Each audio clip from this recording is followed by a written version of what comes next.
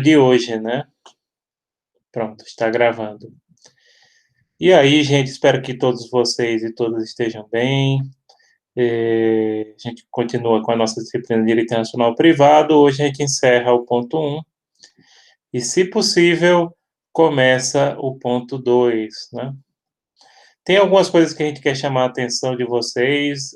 Não esqueçam de fazer os exercícios de fixação, apesar que esses dois primeiros eu tinha deixado semana passada o exercício de fixação do ponto 1, e hoje, a partir das 18h30, disponibilizei o do ponto 2, né, o exercício de fixação do ponto 2. Lembrando, cada exercício de fixação desse vale meio ponto, independente do número de questões acertadas, né, porque é só para testar os conhecimentos, mas vocês devem fazê-lo, e quem não fizer dentro daquele prazo, lembrando, leva 2 faltinhas, né?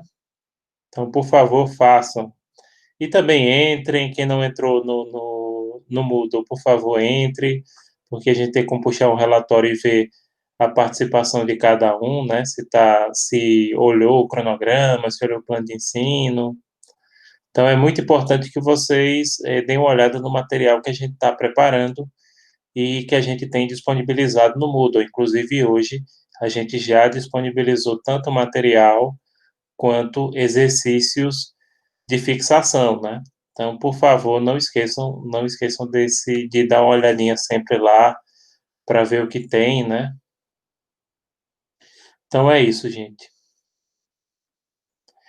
Pronto, acho que já dá para a gente ir começando aos poucos, né? Já tem um bom número de pessoas. E também quem eventualmente não puder estar conosco agora pode assistir o vídeo depois, que vai ser disponibilizado ainda hoje lá no Moodle, né? Boa noite, Pedrociano. Boa noite a todos e a todas que estão entrando, né, nesse momento. Mais uma noite conosco.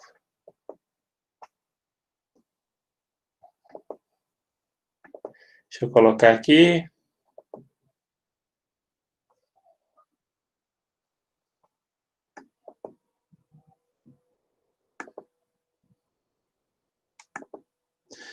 Pronto. Caso vocês não estejam vendo os slides, por favor, me avisem no áudio, né? Porque nesse momento a gente não está vendo o, o chat, né?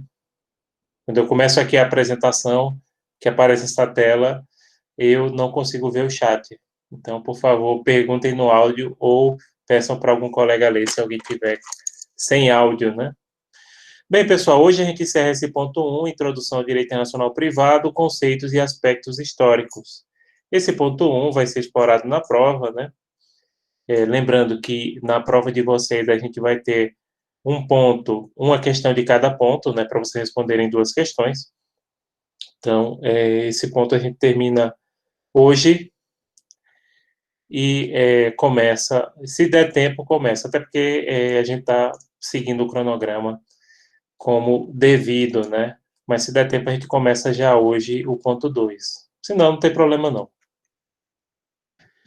A gente tinha falado um pouco dessa questão do surgimento, né, do direito internacional privado na Itália, no final da Idade Média, principalmente a partir do século XIV, né? Você tem os pós-glasadores na figura do Bartolo, que é o principal representante, e você passa a ter alguns critérios que são utilizados, que foram propostos pelos italianos, né, no final da Idade Média, há aproximadamente 700 anos atrás, e até hoje são usados, né, como, por exemplo, para bens imóveis, todos os países que eu conheço seguem o princípio da lei da localização da coisa.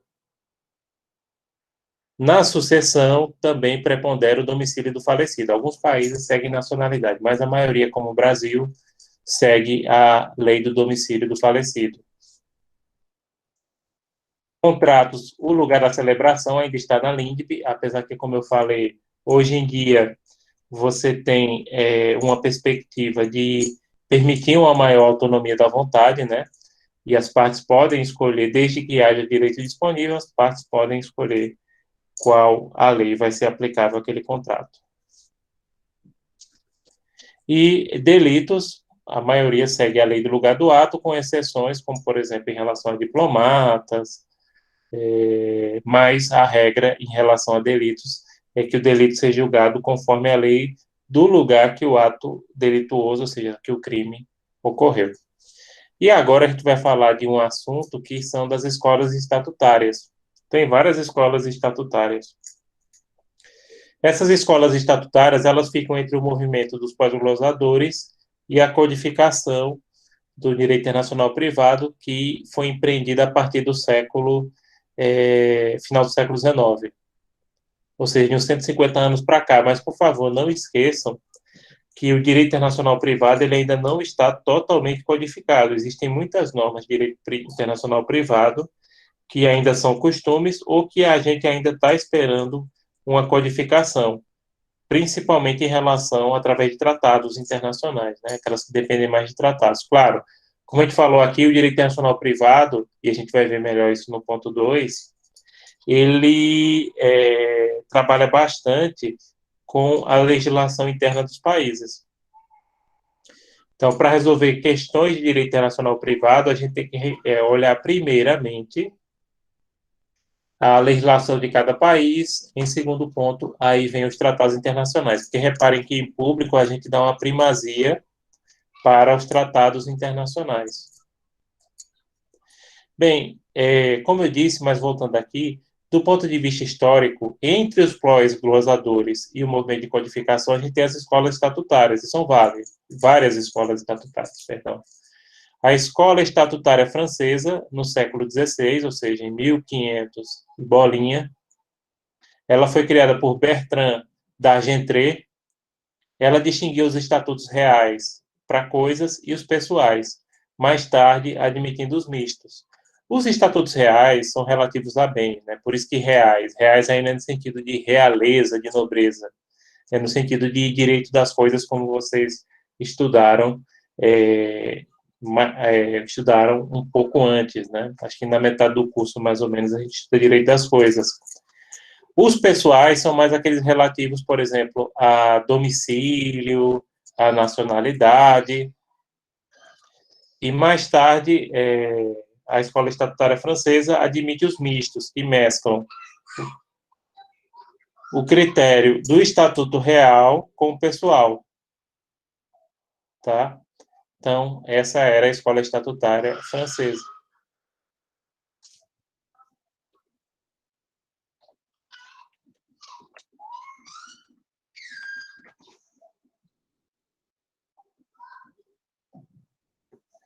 Bom, a escola estatutária holandesa, no século XVII, né, tendo como expoente búlgaros, Huber e Rodenburg, seu criador, adotou o critério absoluto da territorialidade de todos os estatutos, sejam os reais e os pessoais. A escola estatutária holandesa, pessoal, na verdade, ela foi um retrocesso.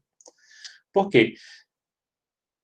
Concretamente, se você trabalha o critério absoluto da territorialidade, você está dizendo o seguinte: eu não posso aplicar a lei de um país em outro. É feita aquela história que acho que vocês lembram, é cada um no seu quadrado. Então, a lei só se aplica dentro do seu território. E aí, você trava o desenvolvimento do direito internacional privado. Porque um dos maiores pressupostos do direito internacional privado é que eu posso aplicar a legislação de um país em outro país. Então, se eu digo que vai ter um critério absoluto da territorialidade, eu estou dizendo que uma legislação só vai ser aplicada dentro daquele território. Tanto os estatutos reais, que são relativos a bens, sejam móveis ou imóveis, quanto aos pessoais, que dizem respeito principalmente, como eu falei aqui, a domicílio e a nacionalidade, né? Esses estatutos, tanto reais e pessoais, hoje a gente abrange através do estudo dos elementos de conexão, que a gente vai ver no ponto 4. Então, a escola estatutária holandesa, nesse sentido, foi um retrocesso, né? Porque voltou à perspectiva da territorialidade que havia durante o período do feudalismo e também da antiguidade, né? Ou seja, uma lei só valia dentro do seu território e você não poderia, por exemplo, o juiz de um país aplicar a legislação de outro, porque a sacada do direito nacional privado é essa. Ou seja, um juiz de um país pode aplicar a legislação de outro país. Nada mais, nada menos que isso. No século XVIII, surge a escola alemã, né, no qual se destaca Herth e von Coxey, que adotam uma abordagem eclética, misturando estatutos reais, pessoais e mistos. Então, aí eles já misturam. E hoje, olha, na verdade, essa questão estatutária, muitas vezes eles querem ter um critério que unifique tudo, mas é impossível, gente. Impossível. Não tem como. Existe a preponderância, né, de um critério para você resolver conflitos entre leis, mas a maioria da legislação acaba sendo mista, né, misturando esses estatutos reais, pessoais, enfim, como a própria escola alemã que já voltou. E vocês devem lembrar que o direito alemão tem uma grande influência sobre o nosso sistema jurídico.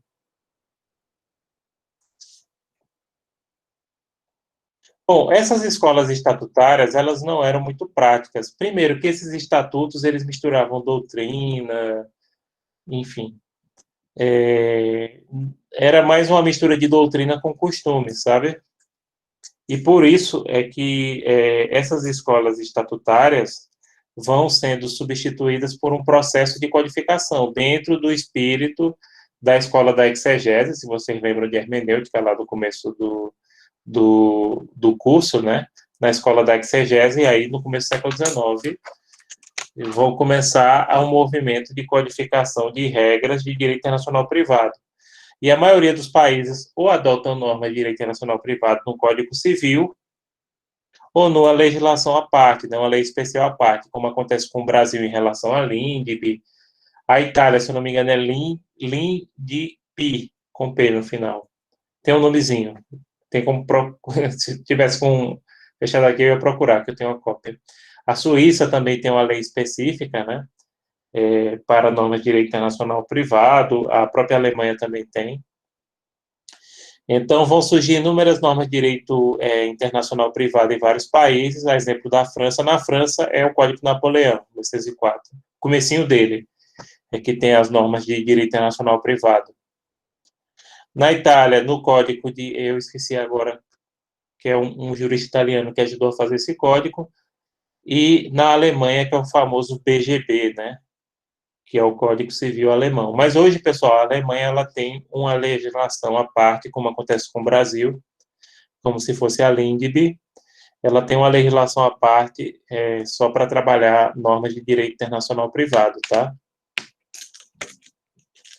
Esse aqui é o BGB clássico, né? Ainda do Império Alemão. A gente sabe que a Alemanha, o Estado alemão mudou muito de lá para cá, né? Passou o período do Império Alemão, depois veio a República de Weimar, o nazismo e depois da Segunda Guerra Mundial, a Alemanha dividiu em dois estados, né? A República Federal Alemã, que é o estado que existe até hoje, e a República Democrática Alemã, que de democrática não tinha nada, era a ditadura comunista, que foi extinto em 90. Mas a ordem jurídica alemã é a ordem jurídica da República Federal Alemã, baseado na Constituição, que é a Lei Fundamental de 1949. Aí, obviamente, eles mudaram o PGB, né? Como eu disse, para direito internacional privado, hoje eles têm uma norma à parte que eu já pesquisei e já usei muito em provas. Ainda, o mestre italiano era Mancini, tá aqui o nome dele, que é responsável aí pelo Código Civil Italiano. A Itália, como acontece com a Alemanha hoje, ela também tem uma norma, uma legislação especial para direito internacional privado, que é a LINDP. Ainda no século XIX vão despontar grandes percussores do estudo do direito internacional privado, como History, que era americano, que era juiz da Suprema Corte dos Estados Unidos, que é o STF de lá, né? Savigny, que era alemão, e você já ouviu falar, ele é muito estudado em direito civil também, hermenêutica, né? Ele foi quem sistematizou os métodos hermenêuticos que a gente usa até hoje, e o Mancini, que é italiano, né, um dos responsáveis aí pelo Código Civil italiano de 1965. Sim, que a Itália estava em processo de unificação.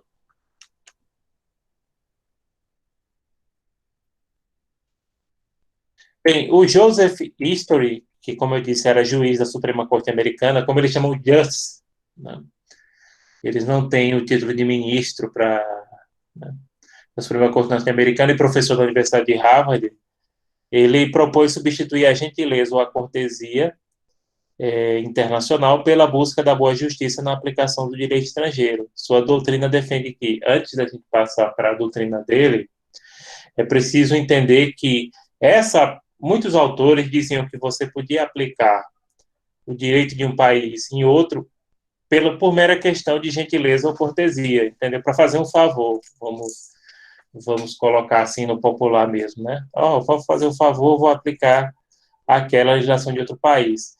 O que o Joseph History propunha é que se criassem critérios, entendeu? Critérios objetivos. Olha, em tal situação, por exemplo, nos bens imóveis, você sempre usar a legislação de onde aquele bem estiver situado, não importa a nacionalidade do proprietário do imóvel, mas valer para a região imóvel a legislação do país no qual o bem está localizado, né?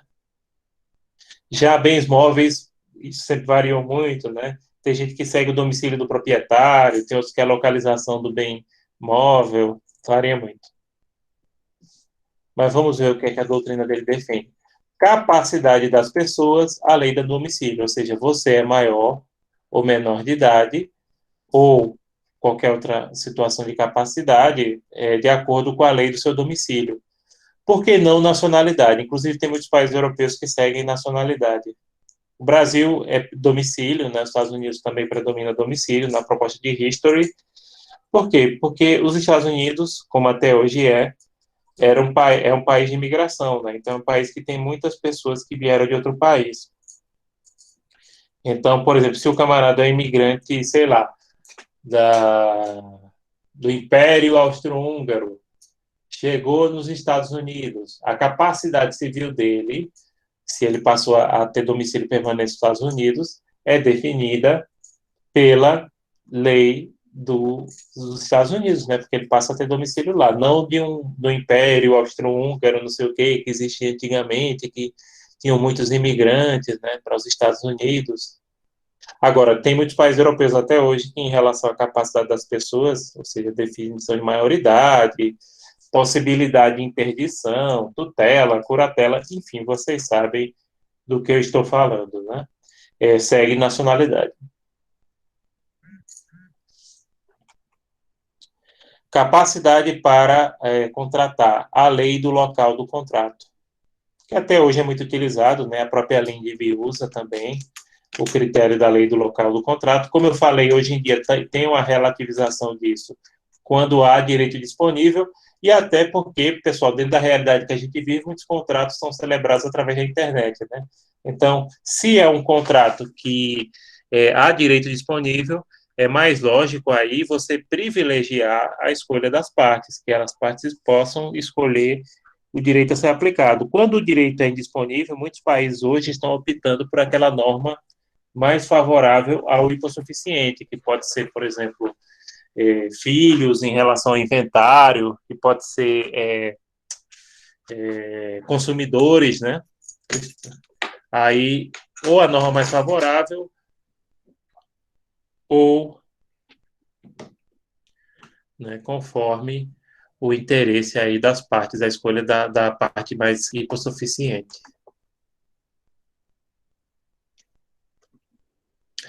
Bens imóveis, lei da sua situação. E eu acho que eu falei aqui que eu estou naquela coisa, eu estou pesquisando uma porção de países, e todos os países que eu tenho pesquisado, inclusive para colocar na prova, aproveite aí, olhe a legislação para ver se tem algum critério diferente. Todos os países que eu tenho pesquisado, e não são, obviamente, todos os mundos, mas todos no mundo, né? Mas muitos países aqui do continente americano e da Europa, e agora da África também, estou pesquisando os países da África, sempre imóveis são regidos pela lei do lugar de sua situação, não importa a nacionalidade do proprietário.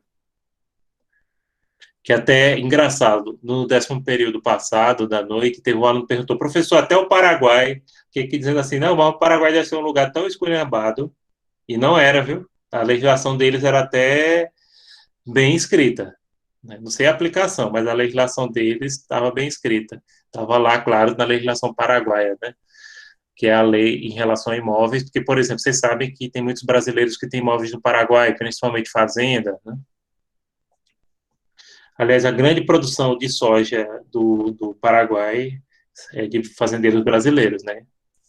Que tem muitas fazendas. Assim, eu já falei isso, mas os principais lugares que brasileiros têm imóveis, Estados Unidos, principalmente na Flórida, Portugal e no Paraguai. O Paraguai é mais a parte de fazenda, né, para produção de soja, para exportação, esse tipo de coisa.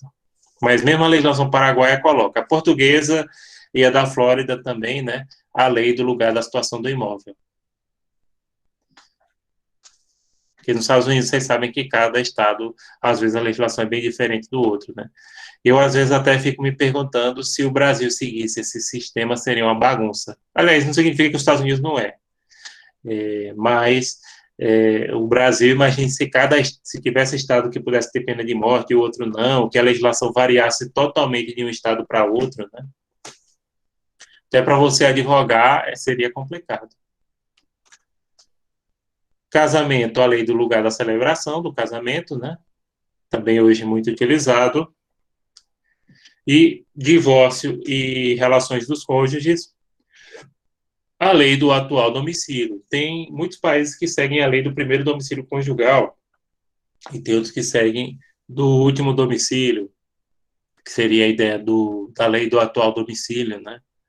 Então, vocês percebam que o History, ele tinha propostas no sentido de você ter critérios para determinadas situações, e isso mais tarde acabou sendo abarcado através da legislação e do processo de codificação, né, do direito internacional privado.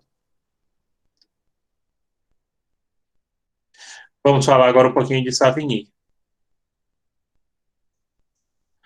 Com o Savigny, surgiu a ideia de universalismo no direito internacional privado, defendendo, entre outras coisas, que o domicílio é o elemento de conexão por excelência.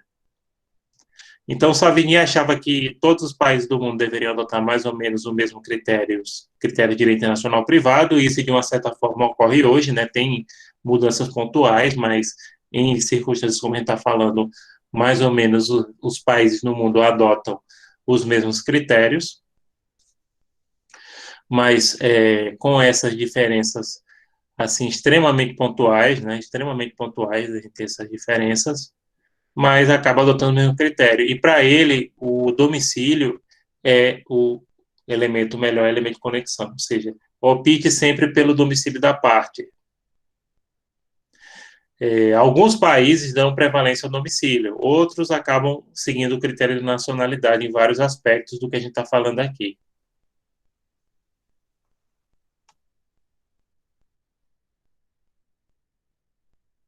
Savigny, ele defendia que 4 institutos jurídicos eram inaplicáveis no direito internacional privado.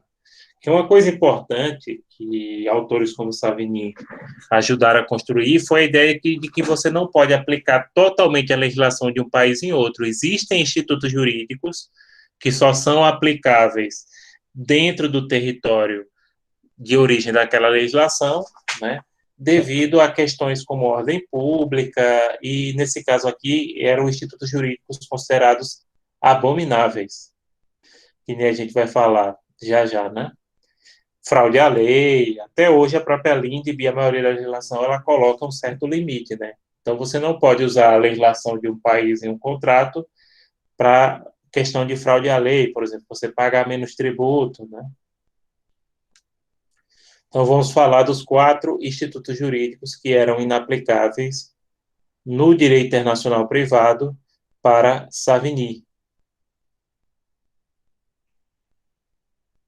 A poligamia, ou seja, poligamia, vocês sabem, né? Um homem que pode se casar com várias mulheres, como acontece nos Estados muçulmanos. Apesar que mesmo nos Estados muçulmanos, a poligamia é extremamente minoritária, e como alguns de vocês sabem, você só pode casar com várias mulheres se você tiver condições de oferecer o mesmo padrão de vida a todas, senão, adeus, ou seja, coisa para pessoas muito ricas, né? A poligamia. Poliandria é o contrário, tá? É uma mulher com vários homens. Nesse caso, a poligamia é específico para quem o homem que pode se casar com várias mulheres, né? Então, a poligamia só valeria nos países que permitem, a sua legislação permite a poligamia. Mas você não pode reconhecer um casamento poligâmico num país que não admite, entenderam? Então, isso aí não é possível de acontecer. O próprio STF teve uma vez que rejeitou, na época que era o STF que homologava decisões, né? Agora é o STJ, desde a emenda constitucional 45/2004, o STF rejeitou um caso de homologação de poligamia, alegando que feria a ordem pública brasileira. Era um muçulmano, alguma coisa assim. Não sei se era brasileiro, muçulmano, ou era um muçulmano imigrante, né? Morte civil. A morte civil também era um instituto jurídico inaplicável no direito internacional privado para Savigny. E como é essa questão da morte civil? Morte civil é o seguinte, pessoal: o camarada está condenado à pena de morte e a partir do momento que a sentença dele, a sentença de pena de morte seria emitida, ele era considerado morto para fins de prática de atos civis, ou seja, ele não podia mais fazer testamento, vender bens, etc. Então era essa a morte civil. Enquanto ele aguardasse a sentença, ele já não poderia mais praticar nenhum ato da vida civil, tá? Se eu quisesse fazer testamento, quisesse mandar vender algum bem, não, era considerado ele morto. Hoje em dia, não, os países que, pelo menos os Estados Unidos e acredito que a China também, já não admite mais morte civil, né? O país que mais executa pessoas, vocês sabem que é a China, nem os Estados Unidos. Os Estados Unidos é pela repercussão que tem, por conta de mídia, etc. Mas quem mais mata realmente é a China, né? Pena de morte. Então, não há mais morte civil, ou seja, o sujeito, enquanto está no corredor da morte, como vocês sabem, ele ainda tem suas prerrogativas, né? Enquanto ele está aguardando a execução da sentença, e vocês sabem que, no caso dos Estados Unidos, pelo menos, pode se demora geralmente anos e anos para ver se surge alguma coisa, para revisar o processo, entrar com ação rescisória antes do cumprimento da sentença, né? Escravidão, que na época de Savigny ainda existia. Na época de Savigny, passando da metade do século XIX, poucos países, pelo menos no mundo ocidental, admitiam a escravidão, né? O Brasil, infelizmente, era um dos países que admitiam a escravidão nesse tempo, como vocês sabem, né? Apesar que, francamente, eu cada vez menos acho o Brasil um país ocidental. Eu vou com Samuel Huntington, né? Eu não acho que a América Latina faz parte do mundo ocidental. Eu acho que é um mundo à parte. Mas aí é uma questão de pensamento meu, né? Enfim, a escravidão também só seria válida naqueles países em que a escravidão fosse legal. Não, você não poderia reconhecer a escravidão em outro país, né? Isso tem um detalhe bem interessante, porque, não sei se vocês sabem, essas ferrovias, inclusive a que atravessava aqui Caruaru, aqui no Agreste, né, essas ferrovias foram instaladas por empreiteiras inglesas. E essas empreiteiras inglesas no século XIX, elas faziam questão de só contratar trabalho livre, de não aceitar trabalho escravo, porque no século XIX, e eu falei isso em público também, o Reino Unido, inclusive, pressionou militarmente vários países, como o Brasil, para a abolição tanto do tráfico de escravos quanto da própria escravidão em si. Então, eles, por exemplo, vou instalar uma linha de trem em Caruaru, então não usavam trabalho escravo de jeito nenhum, só trabalho assalariado, né? Claro, isso tinha os dois motivos, né? Tinha o motivo das sociedades abolicionistas que haviam no Reino Unido, inúmeras, mas principalmente a questão da promoção do trabalho assalariado, porque o trabalho assalariado ele promove o giro na economia, né? Você recebe um salário, você consome e o dinheiro circula, enquanto que na escravidão você tem uma concentração maior de dinheiro e o dinheiro acaba não circulando. Então, o trabalho escravo é incompatível com a economia capitalista moderna. Por isso é que o Reino Unido, como a principal potência capitalista do século XIX, fazia questão de promover o trabalho assalariado para poder aumentar o mercado consumidor, né, e gerando que o dinheiro circulasse na economia, possibilitando que o dinheiro circulasse na economia. Sobre escravos, só queria falar mais alguma coisa. Não é um fato que eu me orgulhe, com certeza não, mas eu sou a única, somente a terceira geração da minha família que não viu escravos dentro de casa. Né? Meu avô nasceu em 1901, meu bisavô nasceu em 1877. O pai e o avô dele tinham escravos. E ele viu. Claro, meu pai conviveu com ele porque o velho morreu em 59, né? Quando meu pai era criança. E meus tios já eram adultos, né? Então, é uma pessoa, assim, que é próxima, né? E aí, só 3 gerações. Então, é pouco, relativamente pouco tempo, 100 e poucos anos que a escravidão foi abolida. E, por último, a proibição de aquisição de propriedade imobiliária por judeus. Durante muito tempo, vários países da Europa proibiram que judeus adquirissem imóveis. Por isso que os judeus se dedicavam, aliás, sempre se dedicaram ao comércio e depois a profissões liberais, como medicina, o próprio direito, né? Medicina, eles tinham alguns lugares, como em Viena, na Áustria, que a grande maioria dos médicos eram judeus, né? Trabalhar com banco também, porque eles não poderiam adquirir imóveis e aí eles não poderiam ter fazenda, não poderiam ter esse tipo de propriedade imobiliária e só poderiam trabalhar em profissões liberais, professores, né, principalmente em universidades, muitos professores judeus. Então, era proibido, até a época de Savigny, vários reinos alemães ainda proibiam os judeus de adquirir imóveis. Então, era considerado o instituto jurídico inaplicável por ser abominável para o direito internacional privado, gente. Vamos prosseguindo aqui, né, para a gente encerrar o ponto 1. Várias designações foram utilizadas para denominar a disciplina de direito internacional privado. Direito privado internacional, que é basicamente a mesma coisa, né, só invertendo a ordem. Direito privado humano, também foi usado para chamar essa disciplina. Direito extraterritorial, porque perceba, é um direito que se aplica fora do seu território, né, do país.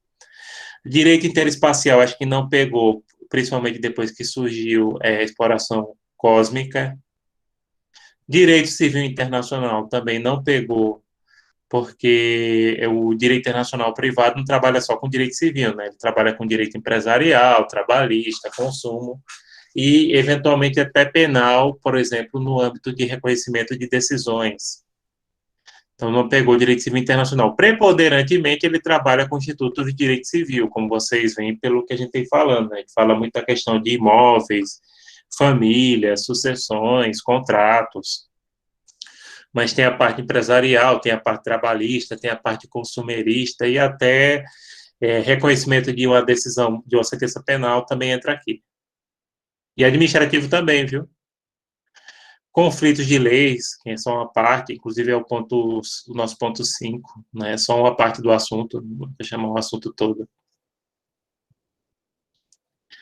A maioria dos doutrinadores defende a autonomia do direito internacional privado, pois este ramo do direito possui objeto, institutos, fundamentos e métodos próprios.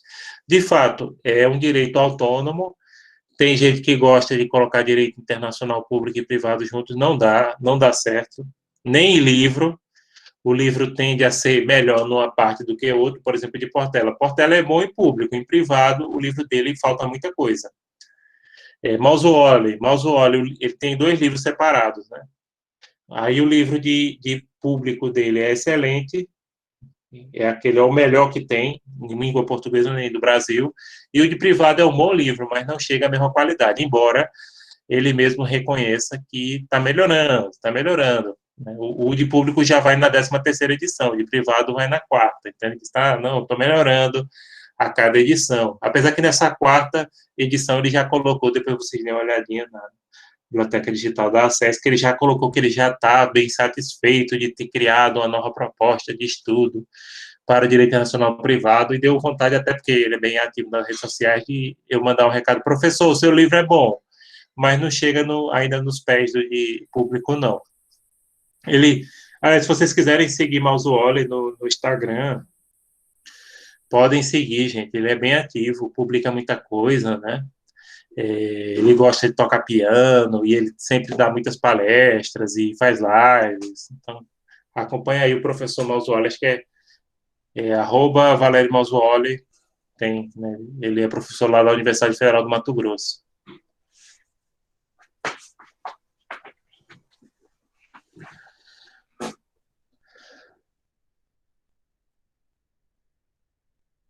Então, o direito internacional privado adota uma pluralidade de métodos. Entre os principais, a gente tem o método territorial, conflitual, material e imperativo. Vou comentar um pouquinho. Territorial, analisando o direito aplicável em determinado território. Conflitual, trabalhando conflitos de leis. Material tem a ver com a área, a matéria no qual você analisa, por exemplo, direito civil, empresarial, consumo, trabalho, né, contratos, etc., família, sucessões. Imperativo tem a ver com a questões de ordem pública, porque algumas normas jurídicas, como a gente não já viu, não podem ser aplicadas em outros países devido a questões ligadas à ordem pública, o fraude à lei, etc. Aí tem um mecanismo imperativo que impede que essa norma seja aplicada em outro contexto.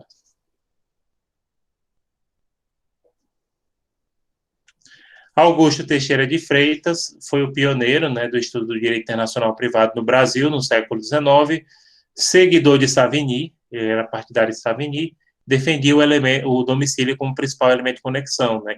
Para Savigny o principal elemento de conexão era o domicílio da pátria, não importava a nacionalidade. Augusto Teixeira de Freitas era baiano, inclusive a Faculdade de Direito da Universidade da Bahia chama Teixeira de Freitas. Na Bahia tem uma cidade também chamada Teixeira de Freitas, perto de Salvador. É Salvador ou é no sul da Bahia? Tem duas cidades que têm um nome parecido, Teixeira, mas essa Teixeira de Freitas acredito que seja na zona metropolitana. Vou até olhar aqui para não dar a informação errada. Então, Teixeira de Freitas, Bahia.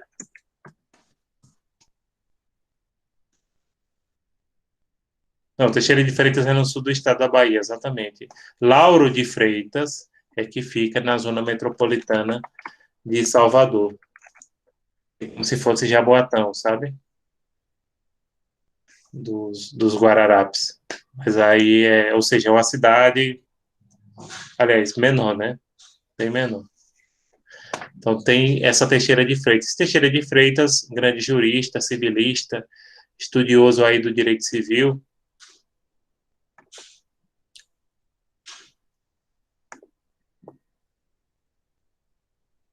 Então vamos lá.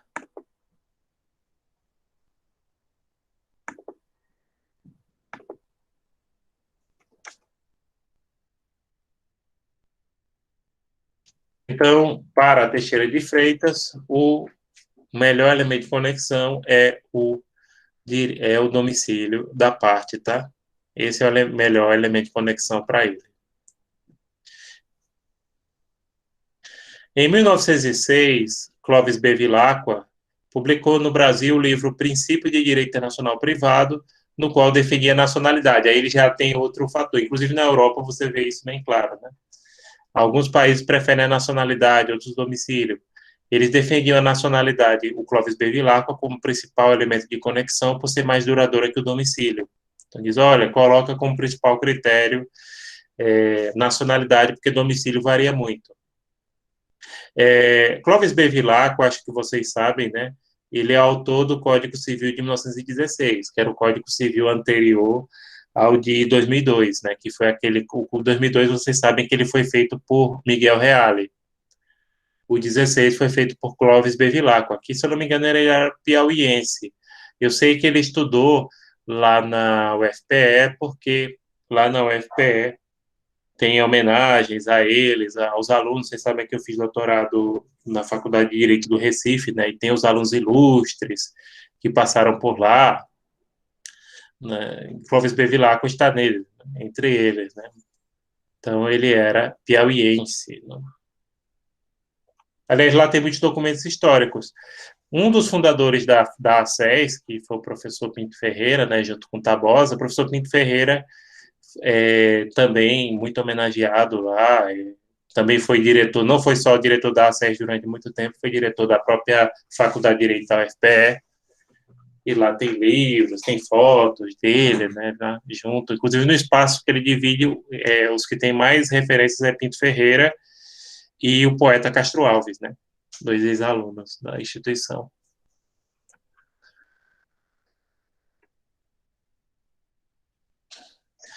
A disciplina de Direito Internacional Privado começou a ser ensinada no Brasil em 1907 na Faculdade de Direito da UFRJ, que existe até hoje. Acho que na época chamava Faculdade Nacional de Direito.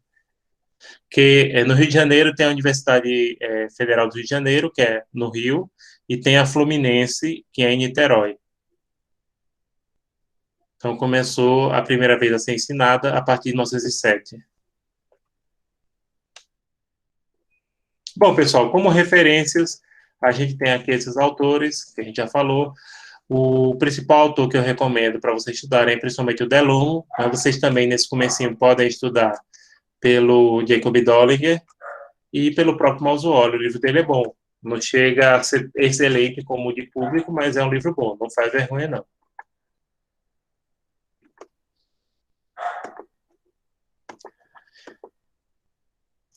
Pronto, deixa eu olhar aqui o chat, se tem alguma coisa.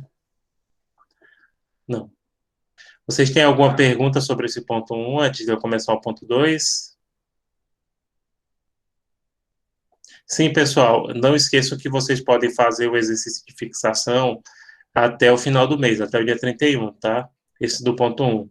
E todos devem fazer, você ganha meio ponto, independente do número de questões que acertar, ganha meio ponto pela participação, e que eu ia falar assim, e quem não fizer, recebe duas faltas, tá?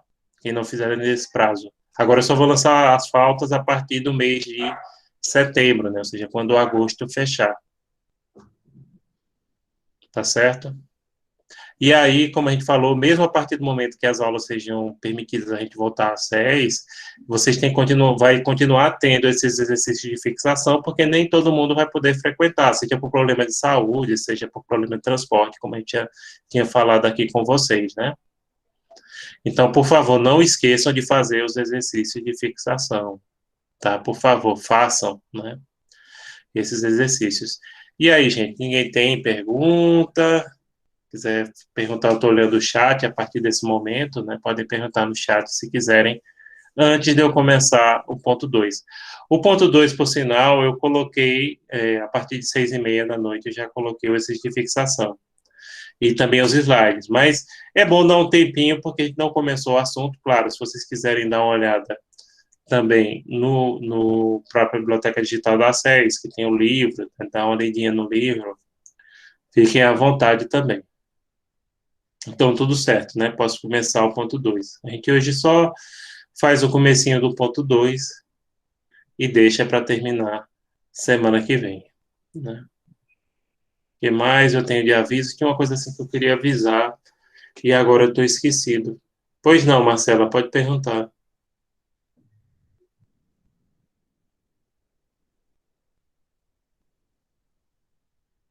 Pode falar, pode escrever no chat, eu estou lendo.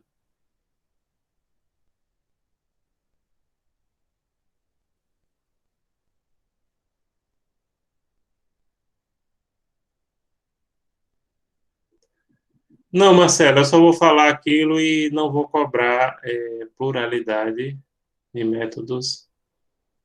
Bem, o direito internacional privado, como acontece com vários ramos jurídicos, ele usa uma pluralidade de métodos, né, que são ligados, por exemplo, a território, ao assunto, à matéria, no qual a questão da imperatividade, que seria a ordem pública, né, e principalmente técnicas de análise de conflitos de leis, que geralmente eles usam princípios e critérios para definir.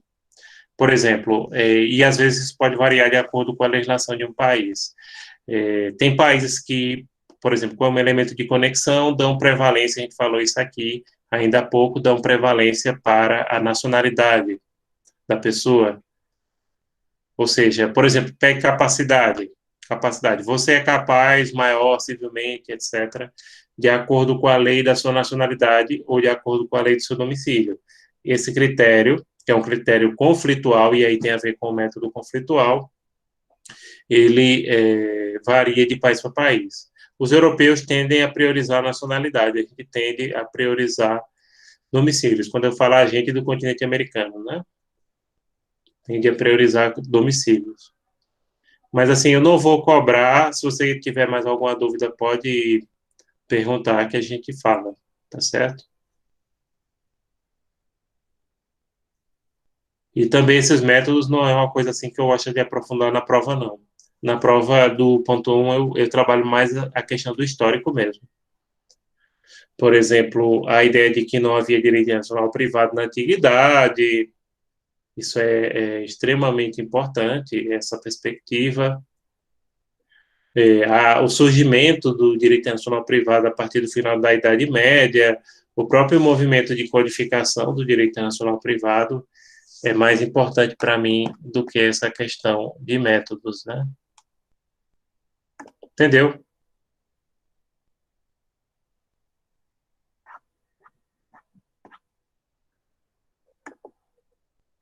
Por nada, qualquer coisa pergunte, viu?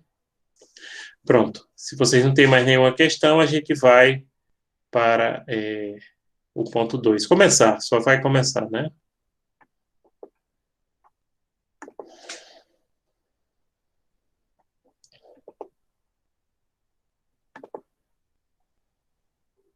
Pronto, é isso.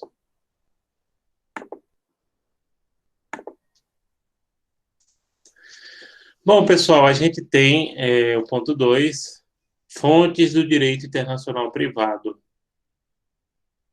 Então, a gente vai ver as fontes, né? Ou seja, de onde provém as normas mais utilizadas no direito internacional privado. E existem duas categorias de fontes do direito internacional privado. As fontes internas seria a legislação interna de cada país. Então, por exemplo, o Código Civil Brasileiro é uma importante fonte do direito internacional privado em nosso país, assim como a LINDB, né, que é a principal delas. Então, essas são as fontes internas, são aquelas definidas pelo direito interno de cada país. As fontes externas são tanto as fontes externas, o principal exemplo são os tratados internacionais, né, que é aquela legislação internacional. Agora, repare, para o direito internacional privado, a gente usa mais as fontes internas do que externas. Há uma preponderância, vamos dizer assim, das fontes internas em relação às fontes externas.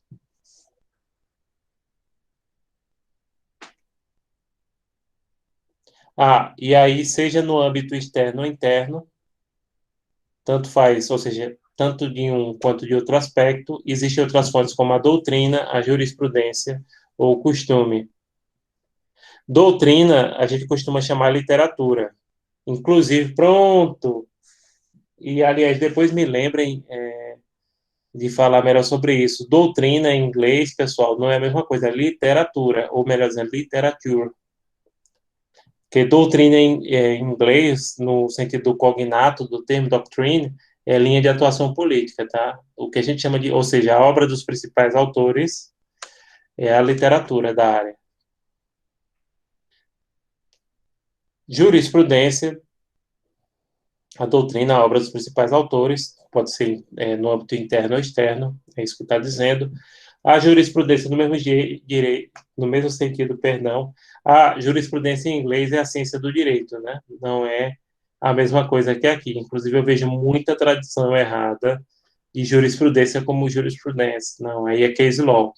Case law analysis. Casuística, né, seria o cognato. E costume. Os costumes também podem ser internos ou externos. Delorme, que acaba sendo o autor que a gente mais utiliza na disciplina, né? Ele classifica as fontes do direito internacional privado na seguinte ordem. Primeiramente, a lei. Nesse caso, é a lei interna de cada país. A LINDB é um exemplo, o Código Civil, etc. Então, aí a legislação interna de cada país. É a principal, viu? Aí é a ordem, por ordem de importância. Então, a mais importante é a lei interna. Segundo, os tratados internacionais, que é aquilo que a gente estudou no semestre passado, ou seja, né, os acordos firmados por estados soberanos ou organizações internacionais. A doutrina, que é a mesma coisa que a literatura, né, ou seja, a obra dos principais autores. A jurisprudência, né, que seria a análise das decisões judiciais, seja no âmbito interno ou no âmbito externo,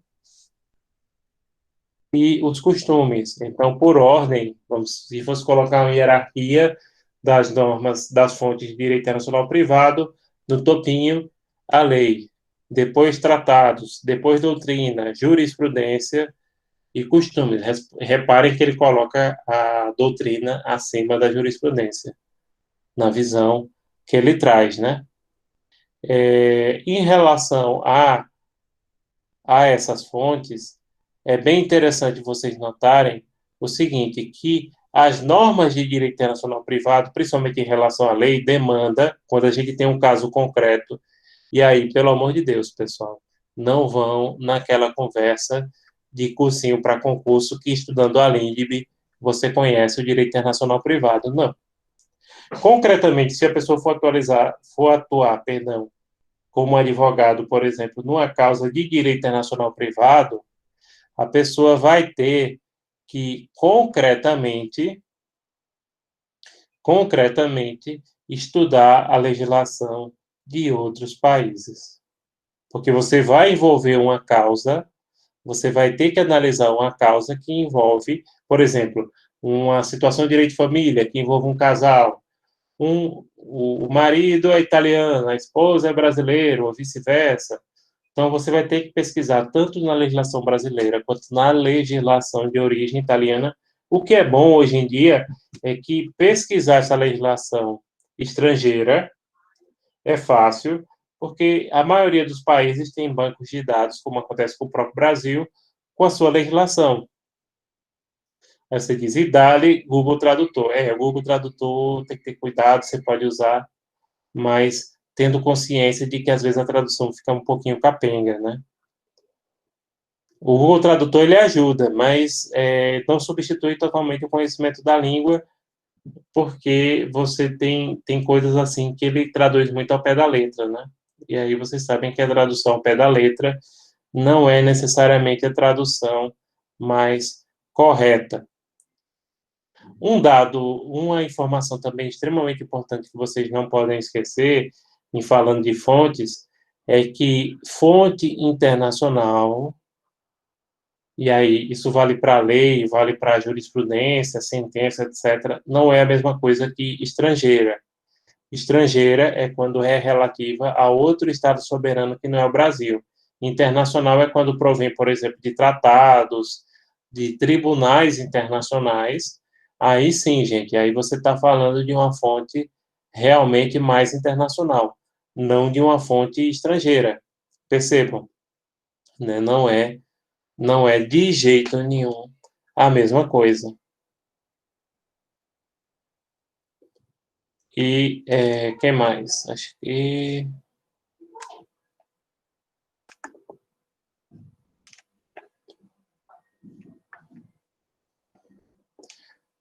pronto.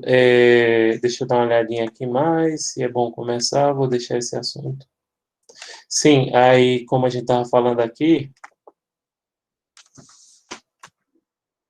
a lei é a principal fonte do direito internacional privado no Brasil e na maioria dos países, a lei interna, né, de cada país. Porque, como eu disse, questões que envolvam direito internacional privado, precisa que você analise concretamente a legislação interna de cada país, para verificar, por exemplo, numa situação de família, numa situação de sucessões, de contratos.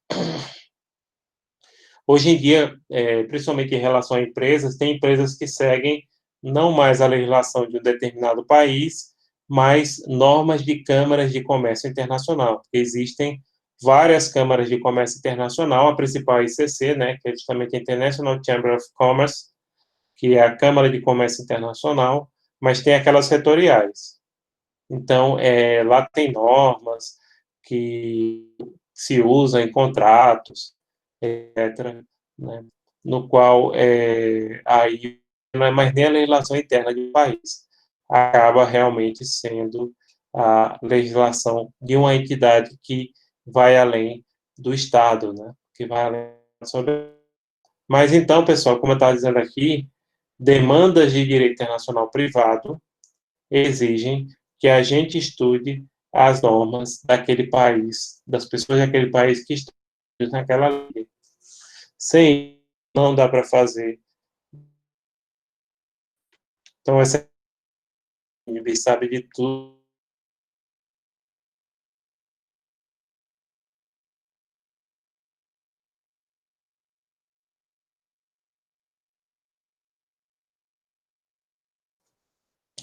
Pronto, vocês têm alguma pergunta sobre esse assunto que eu vou deixar para terminar semana que vem?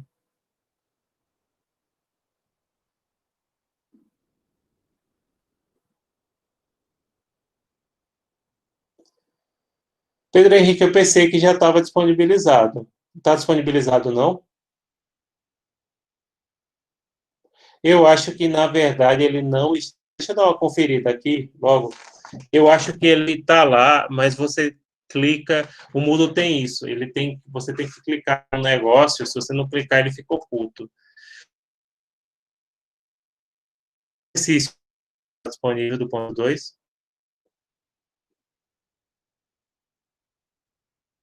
que aí eu já olho de uma vez só. Deixa eu dar uma olhada aqui.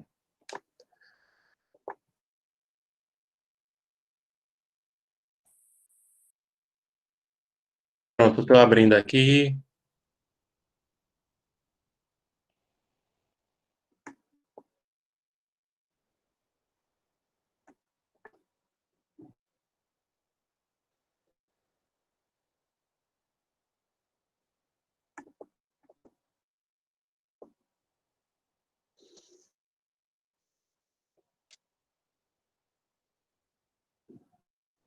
Deixa eu dar uma olhada.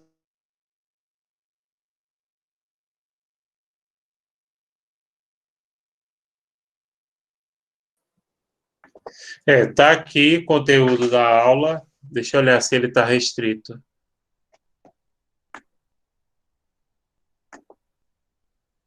Oculto.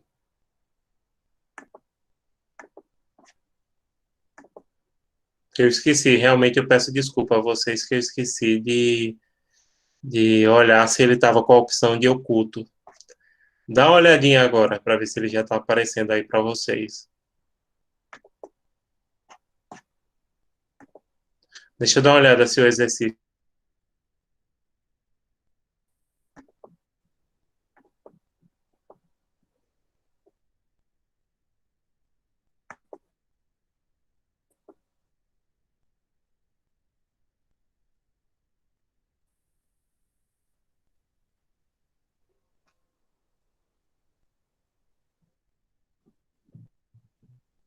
Não, ainda não.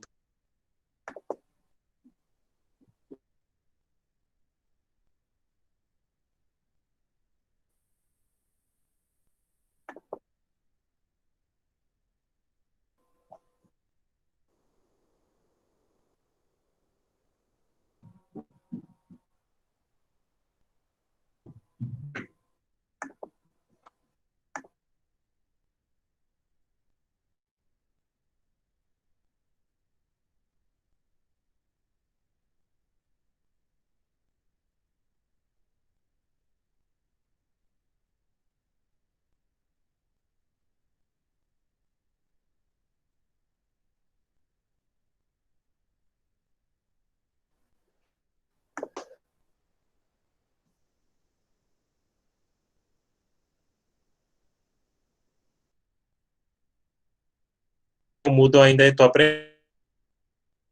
Já fiz curso. Eu estou tentando resolver. Ele estava como oculto mesmo.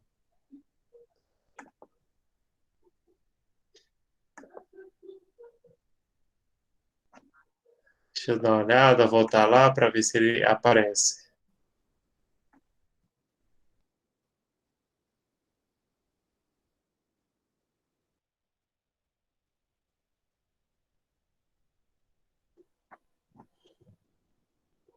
Ah, já entendi o que é.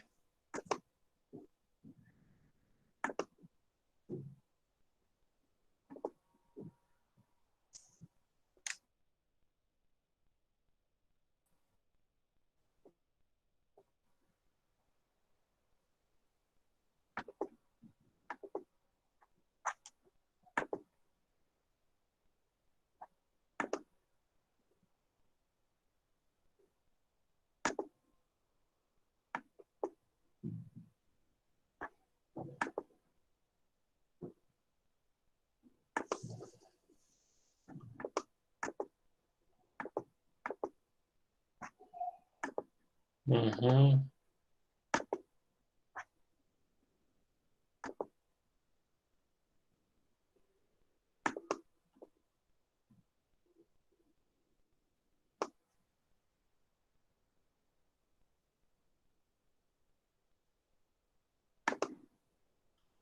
Pronto, acho que agora vai.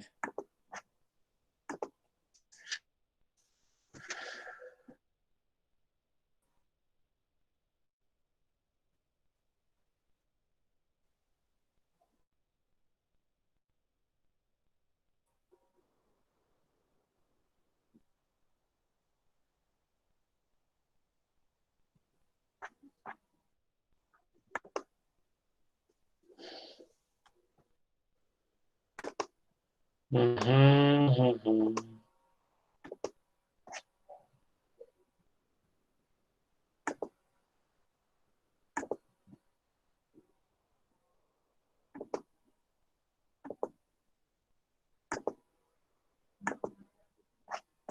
Pronto, daqui a pouco.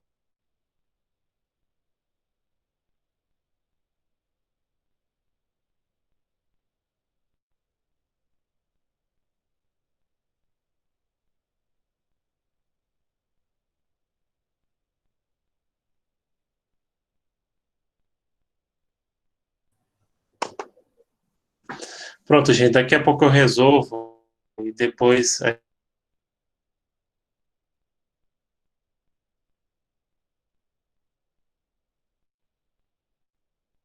respondendo aqui a pergunta do Gessivaldo. Gessivaldo, a fonte, quando ela é relativa a tratados internacionais, a organizações internacionais, ou seja, que tem vigência em relação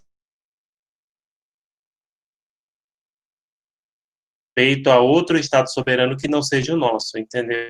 Então, quando eu faço referência a estrangeiro, eu estou dizendo é de outro país que não é o Brasil. Quando é internacional, diz respeito a vários países ou que tem jurisdição em vários países, como tratados ou tribunais internacionais. Porque o Tribunal Internacional, gente, ele não pertence ao Estado, ele pertence a vários Estados soberanos, ele tem jurisdição que pode ser universal, quando abrange o mundo inteiro, ou pode ser regional, né? Como, por exemplo, a Corte Interamericana de Direitos Humanos é um tribunal internacional de vigência regional, né? Ou seja, abrange o continente americano. Já a Corte Internacional de Justiça, de Haia, ela é universal, abrange países do mundo inteiro. Já um tribunal argentino é estrangeiro, entendeu? Por aí. Mesma coisa, mesmo critério usado para falar sobre legislação. Pronto, alguém tem mais alguma pergunta, gente?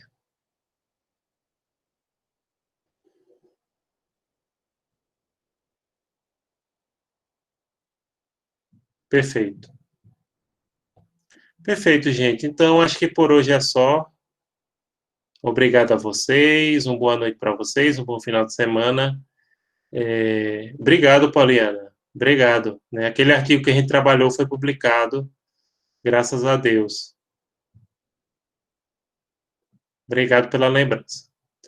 Então é isso, gente. Eu vou resolver ainda hoje esse negócio dos slides e coloco. Aliás, quando eu terminar aqui, eu já vou continuar lá para aparecer para vocês que tem alguma coisa que está dando errado. Tchau, tchau. Tchau, pessoal.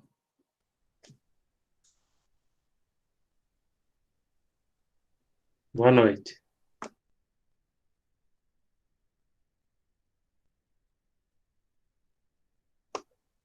Fique com Deus também. Boa noite.